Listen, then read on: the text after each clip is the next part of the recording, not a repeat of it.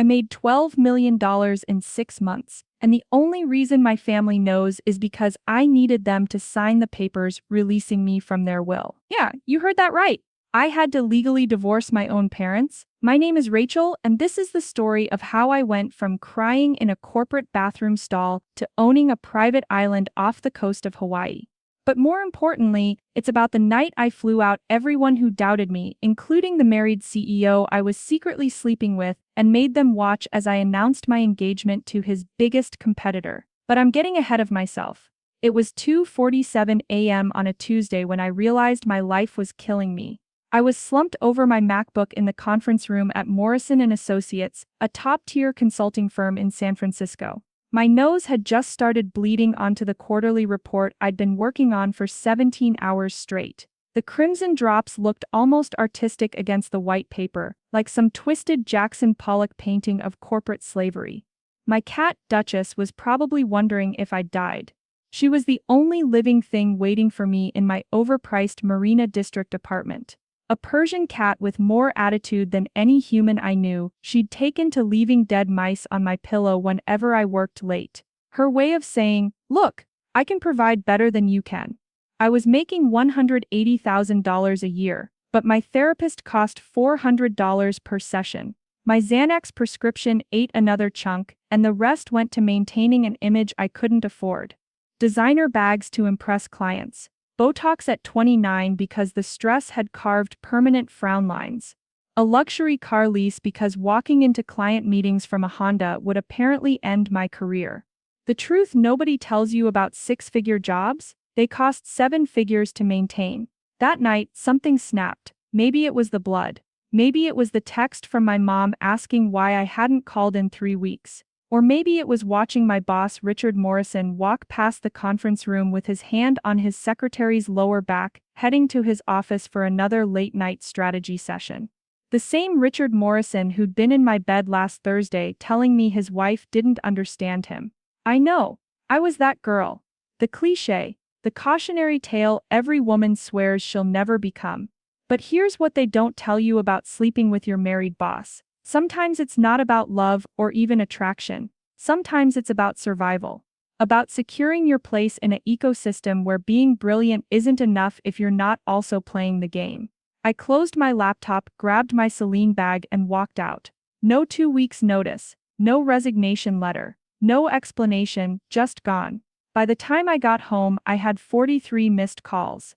I blocked every single number while Duchess sat on my chest, purring like she was proud of me. Then my doorbell rang at 4 a.m.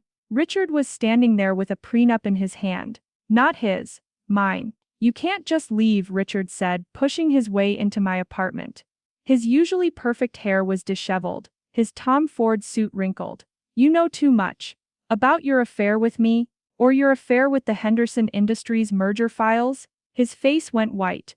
See, during one of our sessions I'd accidentally seen something on his laptop. Evidence that Morrison & Associates was insider trading, using confidential client information to make personal investments. We're talking SEC violation, federal prison type stuff. "What do you want?" he asked. "I want to disappear, and you're going to help me do it." Richard laughed. "You think you can blackmail me? I think I already am." Duchess jumped onto the counter between us, hissing at him. Even she knew predator from prey. "Here's what I proposed. He'd wire me my full salary for the next 2 years as severance. He'd sign an NDA preventing him from ever mentioning my name. And he'd tell everyone I had a mental breakdown, making me unhireable but also untouchable. In exchange, I'd forget everything I knew." "You're insane," he said. "No, I'm done pretending I'm not." He signed everything that night. The wire hit my account by morning. $360,000. But that was just seed money for what came next. My phone buzzed with messages from coworkers. My LinkedIn exploded with concerned messages. The narrative was already spreading. Rachel Chen had lost it, burned out, walked away from everything. My parents called, horrified. "How could you throw your life away?" My sister texted, "Mom's telling everyone you're in rehab." My ex-boyfriend Jake, who still worked at Morrison, posted a vague Instagram story. When people show you who they really are, believe them. They all thought I was finished. They had no idea I'd been recording every single conversation with Richard for the past 6 months, including the one where he detailed his entire insider trading operation. I didn't release the recordings. Not yet. Instead, I did something smarter. I learned the game that Richard had been playing. Using anonymous accounts and offshore LLCs, I started making the same trades he'd been making. If Morrison and Associates was betting against a client before tanking their stock, I'd short it too. If they were pumping a merger, I'd buy options. It was illegal, immoral, and incredibly lucrative. In 3 months, my $360,000 turned into $2.8 million. But the best part, I did it all from a beach house in Malibu with Duchess sunbathing beside me. While everyone thought I was having a mental breakdown, I was actually having a breakthrough. I hired a Russian hacker named Dmitry from the dark web.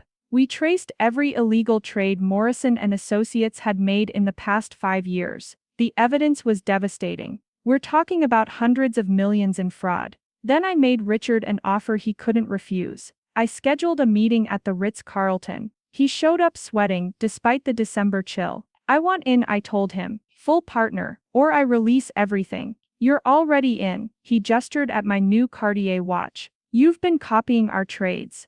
Allegedly, I smiled. But you're on tape admitting to federal crimes. Here's where it gets interesting. Richard didn't just cave. He counteroffered. There's a bigger play happening. Henderson Industries is about to announce a merger that will triple their stock price. But publicly, we're going to tank it first. Make it look worthless. Then buy it all. How much are we talking?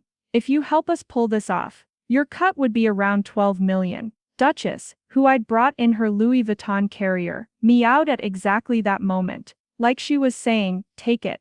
So I did. The plan worked perfectly. Too perfectly. Which is how I knew Richard was planning to kill me. The night before the Henderson deal closed, I was driving back from a strategy meeting in Palo Alto. Richard had insisted I come alone, said we needed to discuss exit strategies. The brake lines had been cut. I realized it going 70 miles per hour down Highway 101. When I tried to slow for traffic, the pedal went straight to the floor. Duchess was in her carrier in the back seat, and I swear she knew something was wrong before I did. She'd been yowling the entire drive, which wasn't like her. I had 2 options: crash into the stopped traffic ahead, or veer off into the embankment. I chose option 3. I called Richard. Having car trouble, he answered, and I could hear the smile in his voice. You son of a bitch. You were always too smart for your own good, Rachel. But not smart enough to check your car before driving.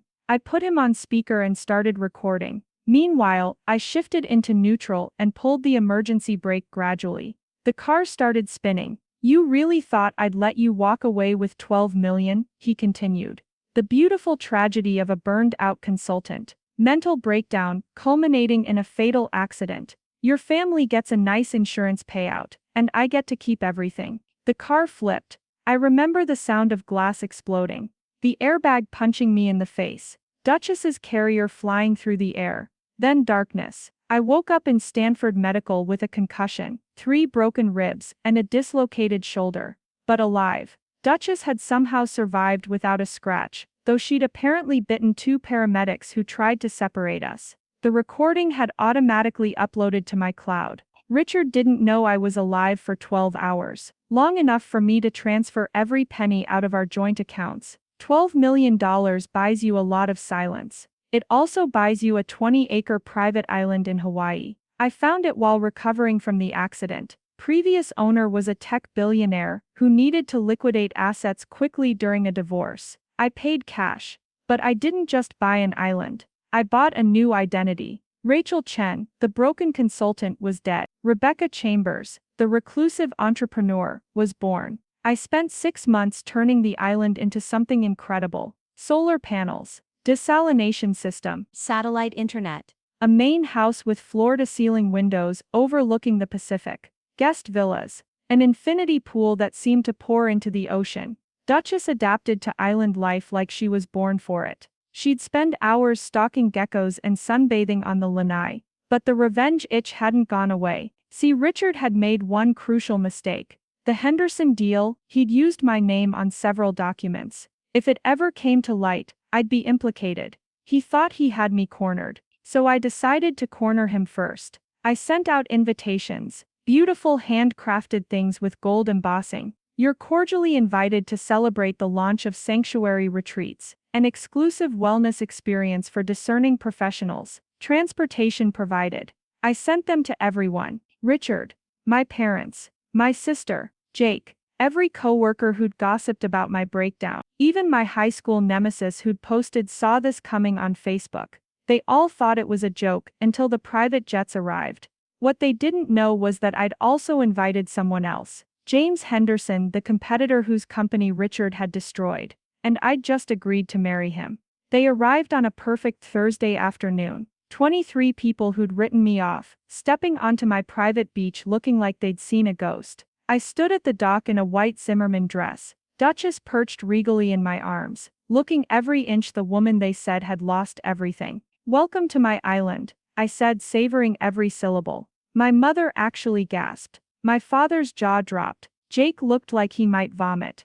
But Richard looked murderous. I gave them the tour, showed them the sustainable gardens, the yoga pavilion, the meditation spaces. Let them think this was really about some wellness retreat. Then came dinner. I'd hired a Michelin-starred chef. We ate under the stars, tiki torches casting dancing shadows. I could feel the questions burning in their throats, but nobody dared ask how the crazy girl had afforded all this. After the main course, I stood up to make a toast. Thank you all for coming. I know you're wondering how someone who had a very public mental breakdown could possibly own all this. Nervous laughter. The truth is, my breakdown was the best thing that ever happened to me. It forced me to stop living for your approval and start living for myself. I pulled out my phone. Richard, remember this? I played the recording from the night he tried to kill me. His voice filled the night air, confessing to everything. The fraud, the attempted murder, everything. The color drained from his face. "You're dead," he whispered. "Clearly not." That's when James Henderson walked out. 6'3", devastating smile. The kind of man who looked like he was cut from marble and ambition. He walked straight to me, kissed me deeply, then turned to face the group. "Hello, Richard," he said. "I believe you know my fiancé." Richard stood up so fast his chair fell backward. "You set me up." "No," I corrected. "You set yourself up. I just documented it." I explained everything. How James and I had met during my recovery. How he'd helped me trace the full extent of Richard's crimes. How we'd fallen in love while planning his destruction. "The FBI will be waiting when your plane lands," James informed him. "We've provided them with everything." Richard tried to run. Where he thought he was going, on an island? I don't know. But Jake of all people tackled him. "You tried to kill her," Jake shouted. "She was annoying, but you tried to kill her." Weirdly touching, in a backhanded way. My parents had been silent through all of this. Then my mother stood up. "You let us think you were dead inside," my mother said, tears streaming. "We held an intervention. We cried for months." "You cried because I embarrassed you," I replied. "Not because you were worried about me."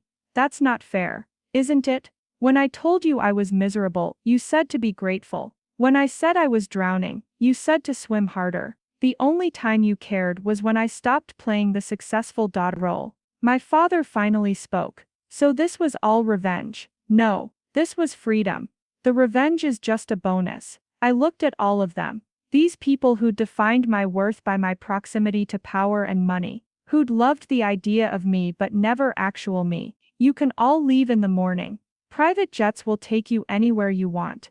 But know this, I didn't bring you here to hurt you. I brought you here to show you that your opinion of me was never my problem. It was yours." My sister laughed, actually laughed. "Holy shit, Rach, you really did it." "Did what?"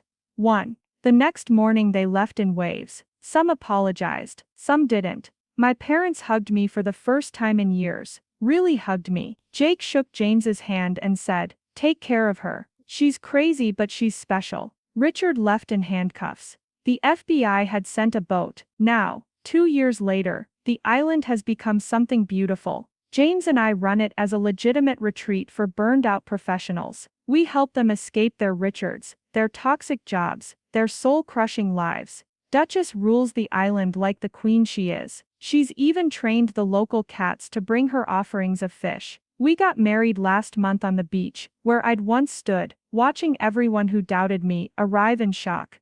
The wedding was small, intimate, real. My sister was my maid of honor. She'd quit her own soul-sucking job, and now runs our wellness programs. The funny thing about revenge, once you get it, you realize it was never about them. It was about proving to yourself that you were worth saving. Every morning I walk the beach with James and Duchess. We watch the sunrise, paint the sky in shades of possibility. I think about the woman who used to cry in bathroom stalls, who thought success meant slowly dying in a glass tower. She would have called me crazy for walking away, but crazy saved my life. And for everyone watching this, who's still crying in their bathroom stalls, still dying in their glass towers, still thinking they have to choose between success and happiness, let me tell you something. They'll call you crazy when you leave. Let them.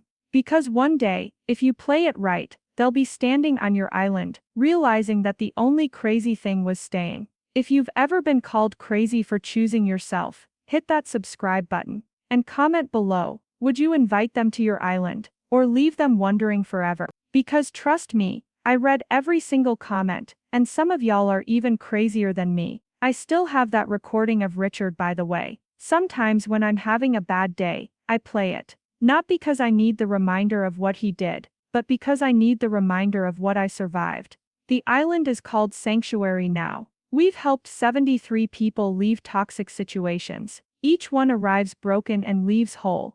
But the best part, my mom called yesterday. She's thinking about leaving her own job, 63 years old, and finally ready to stop living for everyone else's approval. Is it scary? She asked. Terrifying, I told her. Do it anyway. Because here's the truth about flying people to your private island after they called you crazy. It's not about proving them wrong. It's about proving yourself right. And that view from the top.